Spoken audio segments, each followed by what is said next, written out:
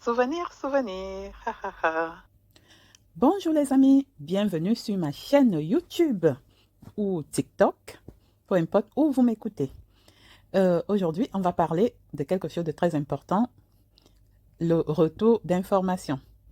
Le retour d'information, qu'est-ce que c'est? D'autres vont appeler ça feedback, mais nous on est des francophones, on va appeler ça comme ça se doit, le retour d'information. On est au courant que beaucoup de divorces se produisent à cause de la mauvaise communication. Alors, on va souvent dire aux jeunes couples, surtout communiquer. S'il y a des problèmes, discutez. Si vous avez des difficultés à discuter, aidez-vous des gens qui peuvent faire des médiateurs pour discuter.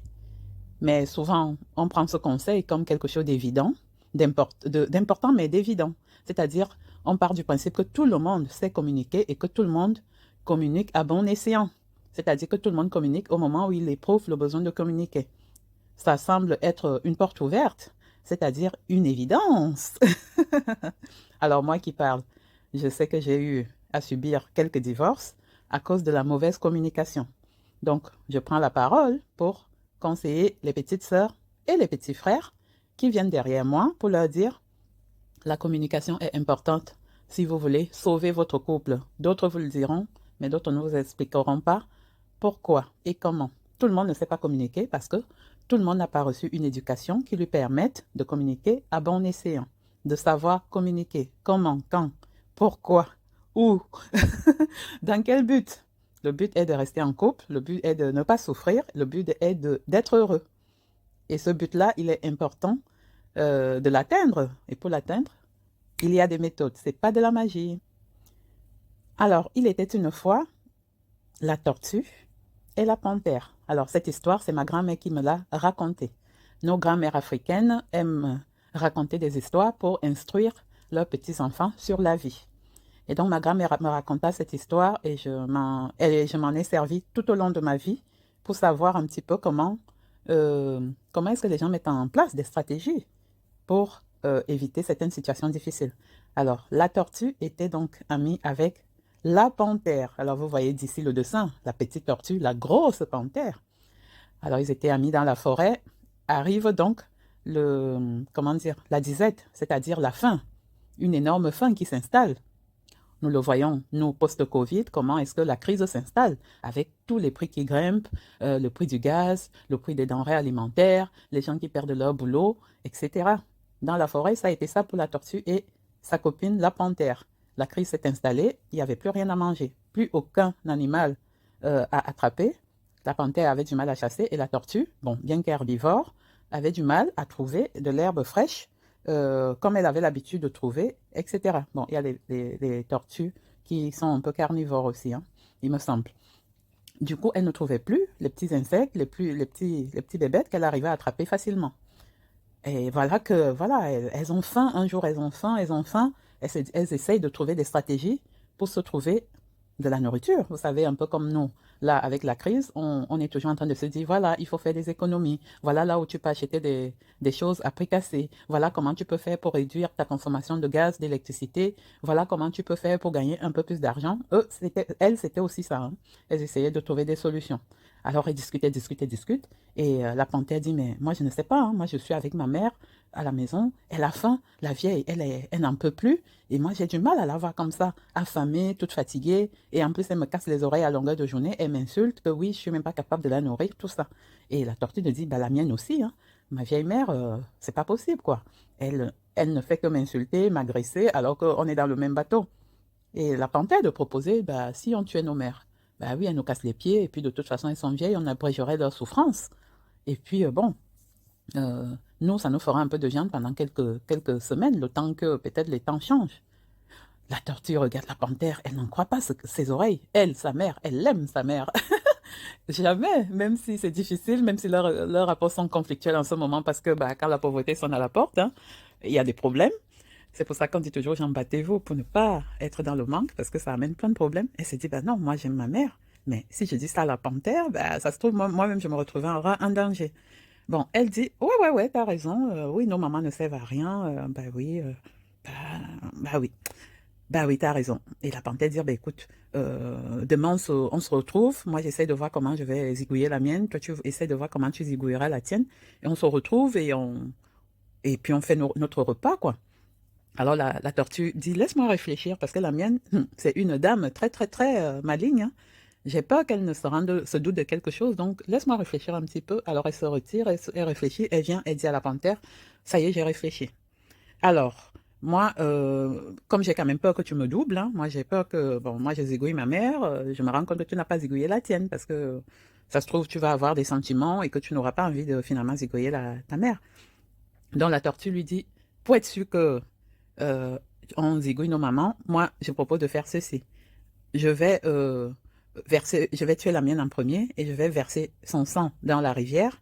Et quand tu verras le sang de la mienne dans la rivière, tu sauras que j'ai tué ma mère. Et comme ça, toi, tu pourras tuer la tienne tranquillement. Et toi, pareil, quand tu auras tué la tienne, tu mets le sang dans la rivière. Et comme ça, on se verra donc pour faire le repas.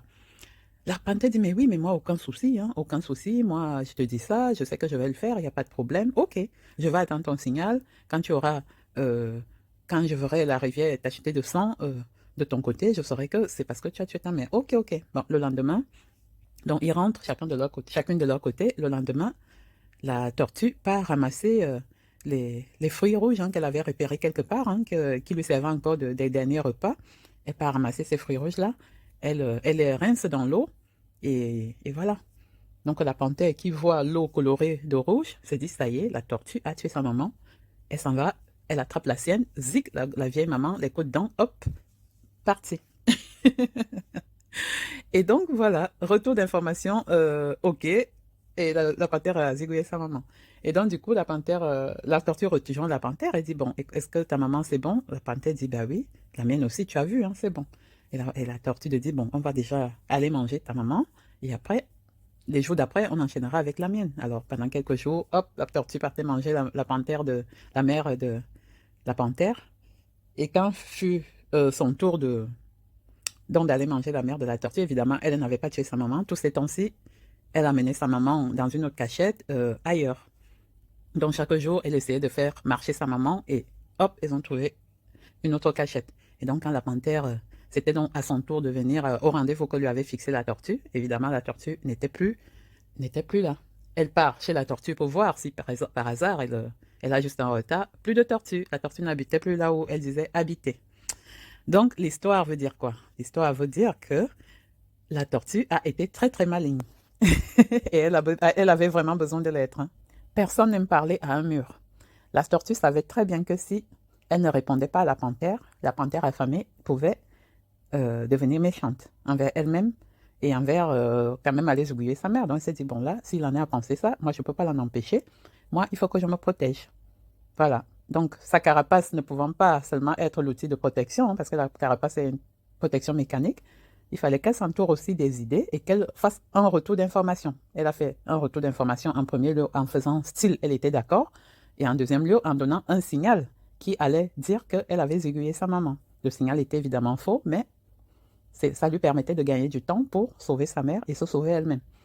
Donc quand vous vous retrouvez dans des histoires, des relations où vous ne communiquez pas, bah, vous allez quand même vous mettre en difficulté. Imaginez un seul instant si la tortue avait fait le mur. Si elle avait fait le mur à la panthère, personne n'aime parler à un mur. Qui aime parler à un mur? Personne.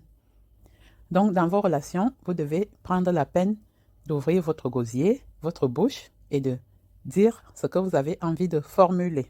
Moi, j'ai connu des divorces parce que je me retrouvais en face de quelqu'un qui m'avait promis monts et merveilles, et quand vous veniez lui demander, mais passons à l'action, quoi.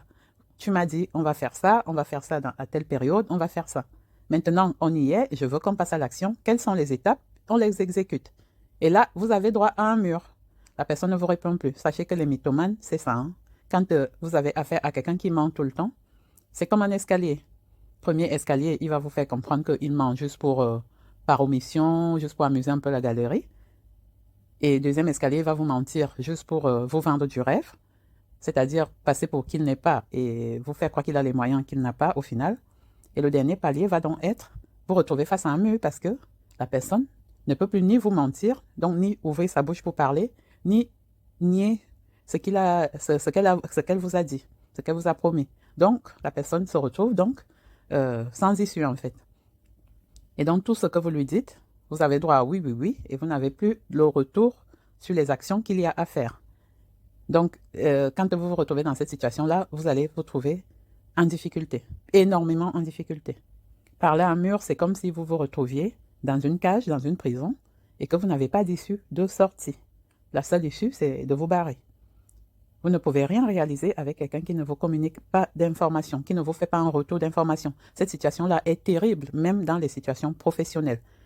Il y a des personnes qui se retrouvent en difficulté parce que l'ensemble de leurs collègues ne leur parlent pas, ne leur font pas, ne leur transmettent pas d'informations. Ils ont beau parler à leur supérieur des problèmes qu'ils rencontrent, eh bien, le supérieur les ignore. Exit, sortez de là quand vous êtes dans cette situation-là. Alors, on ne peut pas toujours sortir de là, hein. Parfois, on fait le dos rond, comme le fait la tortue. Elle se carapace, elle fait ce qu'elle peut pour se protéger. Mais parfois, quand vous pouvez, il faut sortir de là. Il ne faut pas rester emmuré, il ne faut pas vous faire emmurer vivant.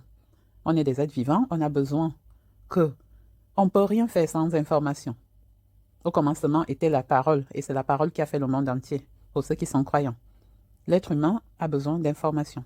Un bébé, même un bébé a besoin d'informations. Un bébé, quand il sourit à sa mère, quand sa mère lui sourit, il rend son sourire à sa maman. Les autres humains autour, il ne les connaît pas, donc c'est compliqué pour lui. Mais à sa maman, oui, il a une relation déjà avec elle qui existe depuis qu'il a été conçu. Et ce retour d'information reste capital, c'est un besoin vital toute sa vie. Donc sachez que si on vous coupe des informations, on ne vous vaut pas du bien. À bon entendeur, salut!